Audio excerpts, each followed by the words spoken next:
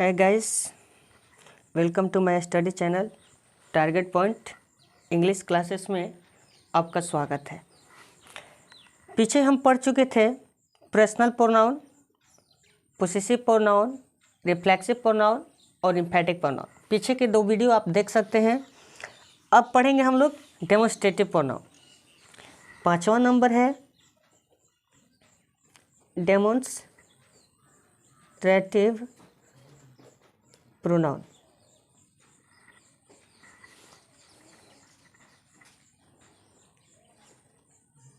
The pronoun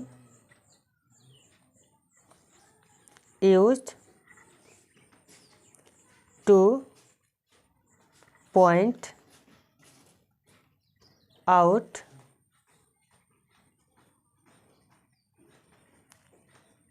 the object or objects to which it refers is called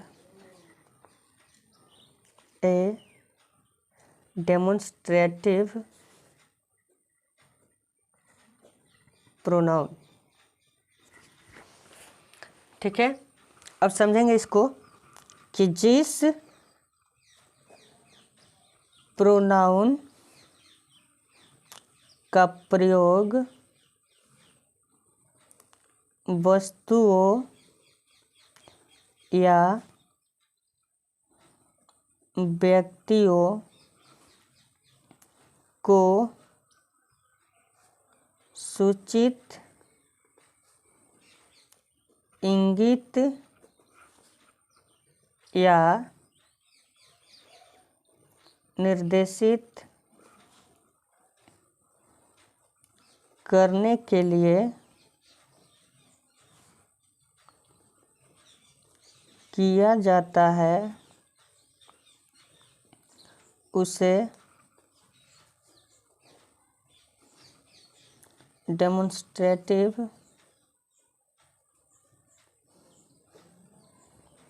pronoun कहा जाता है। अब समझिए कि जिस प्रोनाउन का प्रयोग वस्तुओं या व्यक्तियों को सूचित, इंगित या निर्देशित करने के लिए किया जाता है। ठीक है, किसको? वस्तु और व्यक्ति को सूचित करने के लिए कि हाँ ये वस्तु है, ये व्यक्ति हैं। इस टाइप के जो सेंटेंस आएंगे उसको क्या बोलेंगे? डेमोन्स्ट्रेटिव प्रोनाउन बोलेंगे। डेमोन्स्ट्रेटिव प्रोनाउन में जो वाक्य, जो शब्द लगेंगे उसको हम लिख रहे हैं। जैसे देखिए, दिस, दैट, दिस और दोज, ये सब क्या है? तो ये सब डेमोन्स्ट्रेटिव प्रोनाउन है। सिर्फ 4 ही होते हैं। कौन कौन?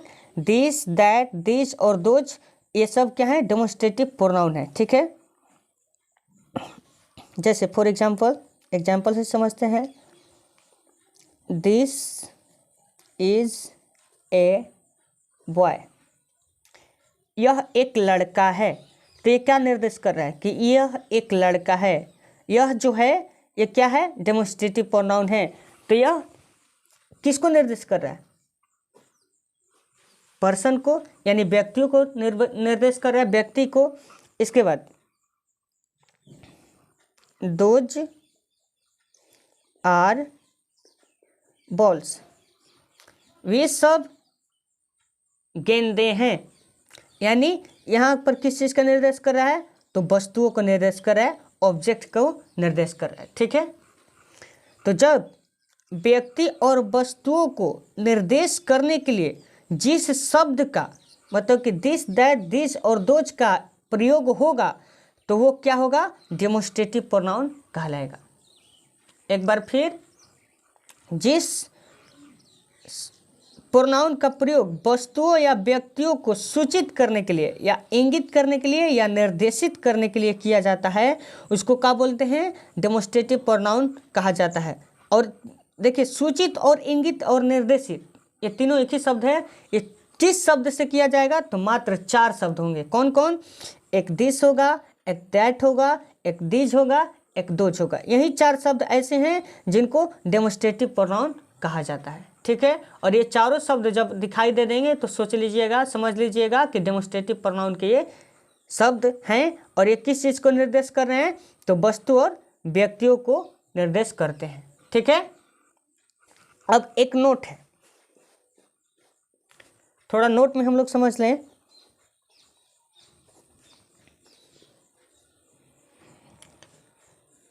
कि जब this, that, these and those, समझिएगा, this, that, these and those के तुरंत बाद, ध्यान दीजिए, के तुरंत बाद जब नाउन रहता है, जब नाउन प्रयुक्त रहता है, प्रयुक्त रहता है, तब इन्हें डेमोन्स्ट्रेटिव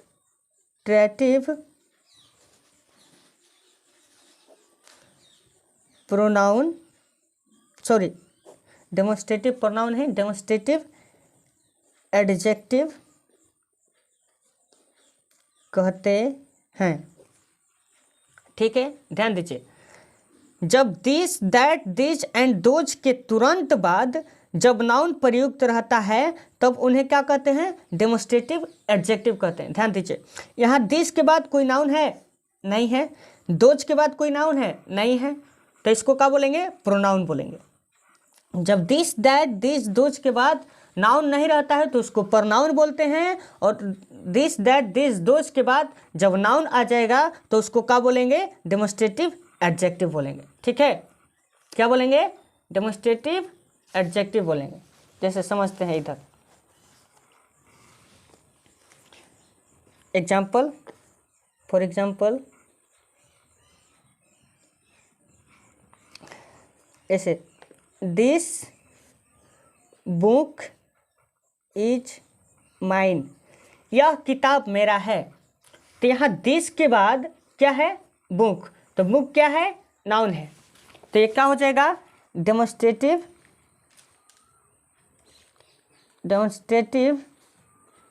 एडजेक्टिव। क्या हो जाएगा? डेमोन्स्ट्रेटिव एडजेक्टिव हो जाएगा। इसके बाद these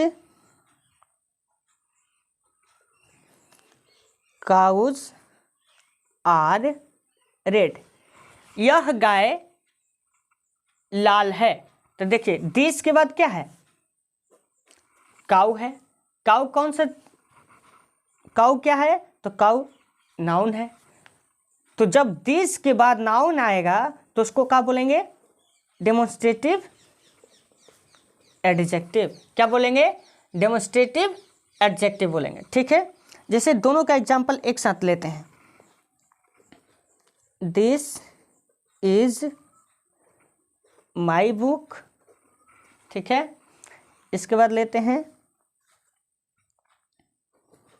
this book is mine. अब समझिए, दिस इज माई बुक, यह किताब मेरा है। तो अब ध्यान दीजिए, दिस यहाँ पर भी है, दिस बुक इज माइन, यह किताब मेरा है। इसका मतलब भी यही होगा। ठीक है, तो दिस यहाँ पर भी है, दिस यहाँ पर भी है।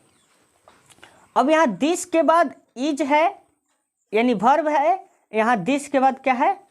बुक है यानी नाउन है। तो क्या बताए थे हमने पीछे इधर कि जब दिस के बाद यानी जब ये शब्द हैं दिस, दैट, दिस, दोज के बाद तुरंत बाद जब नाउन रहेगा तुरंत बाद जब नाउन रहेगा तो उसको बोलेंगे डेमोन्स्ट्रेटिव एडजेक्टिव, और दिस के बाद जब नाउन नहीं रहेगा तो उसको क्या बोलेंगे? Demonstrative pronoun. समझ में आया? क्या बोलेंगे? Demonstrative pronoun. यहाँ तक कोई दिक्कत? समझ में आया कि दिस, दैट, दिस, दोज ये ऐसे शब्द हैं, देखिए this, that, these and those ये ऐसे शब्द हैं जो इनको हम लोग क्या बोलते हैं? डेमोन्स्ट्रेटिव एडजेक्टिव भी बोलते हैं। क्या बोलते हैं? डेमोन्स्ट्रेटिव एडजेक्टिव भी बोलते हैं, और इसी को क्या बोलते हैं हम? डेमोन्स्ट्रेटिव प्रोनाउन भी बोलते हैं। तो कब डेमोन्स्ट्रेटिव प्रोनाउन होगा, कब डेमोन्स्ट्रेटिव एडजेक्टिव होगा? हम आपको अभी बताएं कि दिस, दैट, दिस, दोज के बाद जब तुरंत बाद उसके नाउन आएगा तो डेमोन्स्ट्रेटिव एडजेक्टिव होगा, और उसके बाद दिस, दैट, दिस, दोज के बाद अगर नाउन नहीं रहेगा, वर्ब रहेगा, तो उसको क्या बोलेंगे? डेमोन्स्ट्रेटिव प्रोनाउन बोलेंगे। अगर नाउन रहेगा तो डेमोन्स्ट्रेटिव एडजेक्टिव बोलेंगे। कोई दिक्कत यहाँ तक? अब आगे पढ़ेंगे इंडेफिनिट प्रोनाउन। क्या पढ़ेंगे? Indefinite pronouns. छठा नंबर है डेमोन्स्ट्रेटिव प्रोनाउन, सॉरी डेमोन्स्ट्रेटिव नहीं, 6 नंबर है इंडेफिनिट प्रोनाउंस। ठीक है, अब देखिए an indefinite pronoun refers to person or things in a general way and does not refers to any person or thing in particular।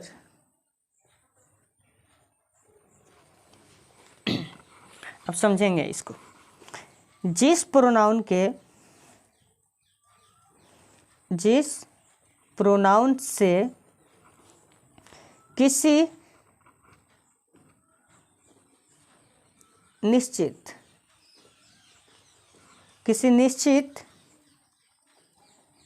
व्यक्ति या वस्तु का बोध नहीं होता है, वह इंडेफिनिट प्रोनाउन कहलाता है। अब समझिए कि जिस प्रोनाउन से किसी निश्चित व्यक्ति या वस्तु का बोध नहीं होता है, ध्यान दीजिए, निश्चित यानी ये नहीं यहाँ पर बताया जाएगा कि एक है कि दो है कि तीन है, कितने मात्रा में है, कितने संख्या में है, ये चीज आपको नहीं बताया जाएगा।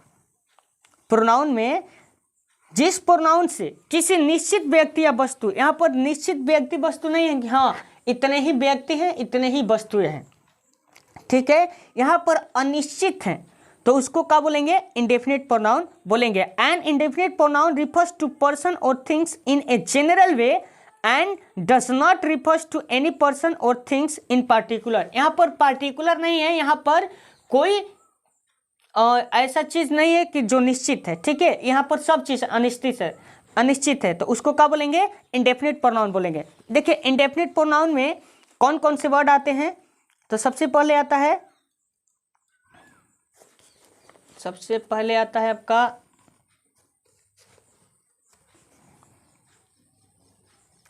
समबॉडी।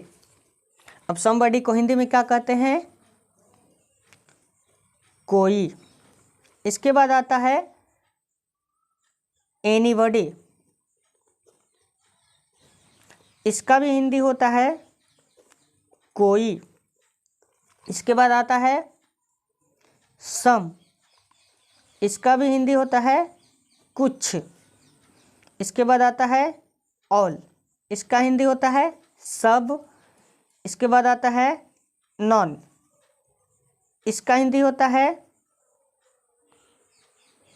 कोई नहीं, कोई नहीं। ठीक है। इसके बाद आता है मैनी, इसका हिंदी होगा अनेक। मैनी मतलब अनेक। इसके बाद आएगा आपका नथिंग, नथिंग मतलब होता है कुछ भी नहीं, कुछ भी नहीं। ठीक है। हाँ, एक आता है एनी, एनी मतलब कोई। ठीक है। थोड़ा ये सब गंदा हो गया ना। ठीक है, इसको यहाँ पर साफ साफ लिख दे रहे हैं। ऐसे हिंदी आपको समझ में आ रही है कि किसका क्या होगा। समबडी का कोई, एनीबडी का कोई, सम का कुछ, ऑल का सब, नॉन का कोई नहीं, मैनी का अनेक, नथिंग का कुछ भी नहीं और एनी का कोई। ठीक है। यहाँ पर इतने सारे शब्द जो हैं वो किस चीज़ में आएंगे, तो इंडेफिनिट प्रोनाउन में आएंगे। क्या आएंगे, ये सब सारे जितने भी शब्द हैं वो किस चीज़ में आएंगे, इंडेफिनिट प्रोनाउन में आएंगे। ठीक है। फॉर एग्जाम्पल समझते हैं, एग्जाम्पल से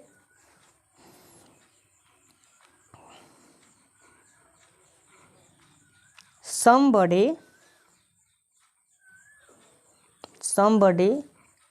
has stolen my pen।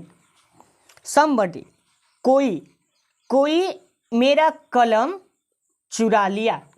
अब ध्यान दीजिए, कोई मेरा कलम चुरा लिया। तो अब यहाँ पर निश्चित नहीं है कि किसने चुराया है, अनिश्चित है यहाँ पर। अब समबडी मतलब कि जैसे 10 बच्चे हैं, क्लास में 10 बच्चे हैं, अब उसमें से किसने कलम चुराया है ये तो हम नहीं जानते हैं। अगर हम परफेक्ट जानते तो उसका नाम लिखते। ठीक है। तो 10 में से किसने चुराया है ये हम कंफर्म नहीं है, तो इसको क्या बोलेंगे, अनिश्चित है। यानी निश्चित नहीं है कि यही चुराया है, तो अनिश्चित है। तो समबडी क्या हो जाएगा, इंडेफिनिट प्रोनाउन हो जाएगा। समझ में आया, समबडी क्या हो जाएगा, इंडेफिनिट प्रोनाउन हो जाएगा। यहाँ तक कोई दिक्कत। अब देखिए दूसरा, ऑल आर फुलिश, सभी मूर्ख हैं। अब देखिए ऑल का मतलब यहाँ सभी, अब वहाँ पर कितने हैं, कितने संख्या में लोग हैं ये आपको नहीं बताया गया है, अनिश्चित है। यानी मतलब कि कितना है अब कह नहीं सकते हैं, 2 भी हो सकते हैं, 1 भी हो सकता है, 5 भी हो सकते हैं, 10 भी हो सकते हैं, अनिश्चित है। तो ऑल आर फुलिश, जितने भी वहाँ पर लोग हैं वह क्या हैं, वो सब मूर्ख हैं। ठीक है। इसके बाद नॉन कैन डू दिस।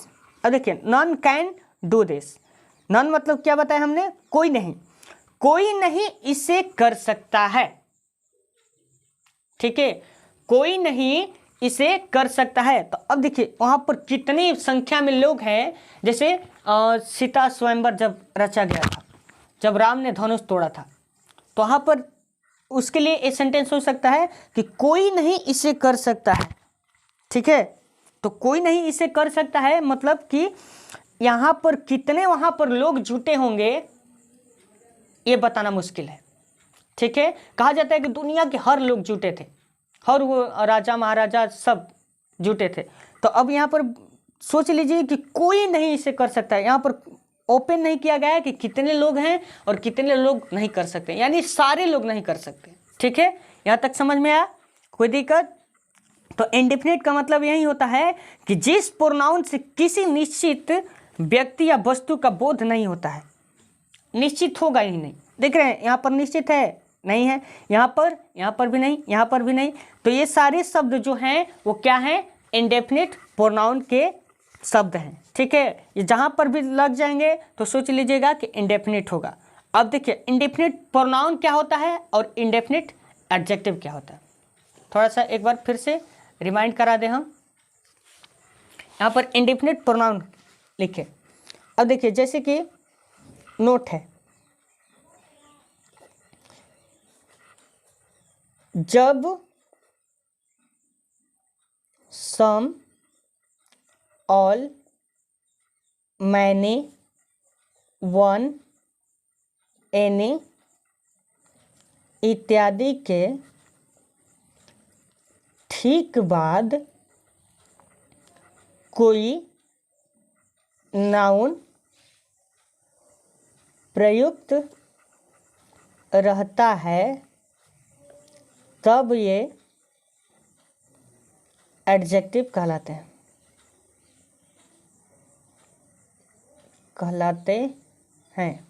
समझ में आया? तब ये क्या कहलाते हैं? एडजेक्टिव कहलाते हैं। ठीक है, जैसे देखिए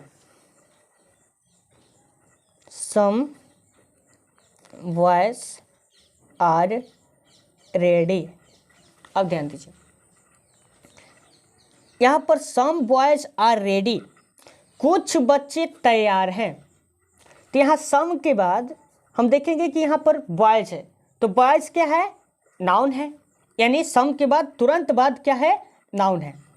तो यहाँ पर क्या हो जाएगा ये? तो ये हो जाएगा इंडेफिनिट एडजेक्टिव। क्या हो जाएगा ये?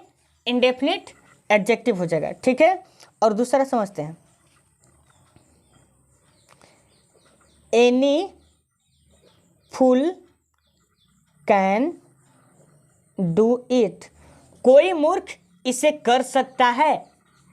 तो यहाँ पर एनी है और एनी के बाद क्या है? फुल है, यानी नाउन है, मूर्ख है। फुल क्या है? नाउन है। तो एनी क्या हो जाएगा? नाउन हो जाएगा ना। तो यहाँ पर क्या हो जाएगा? एनी के बाद जब कौन सा शब्द है?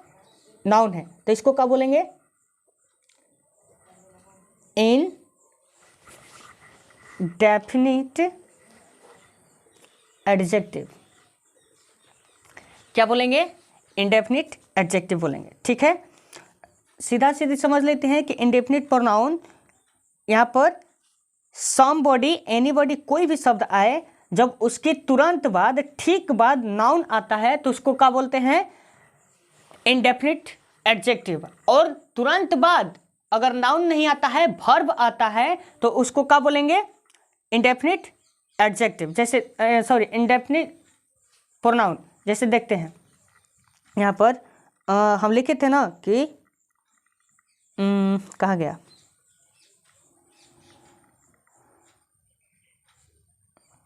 जैसे नॉन कैन डू दिस, कोई इसे नहीं कर सकता है, तो नॉन के बाद कैन है। ठीक है, तो कैन मेरा क्या है? तो मॉडल एक्जुलरी वर्ब है। मॉडल वर्ब लिखिए, कैन मेरा मॉडल वर्ब है।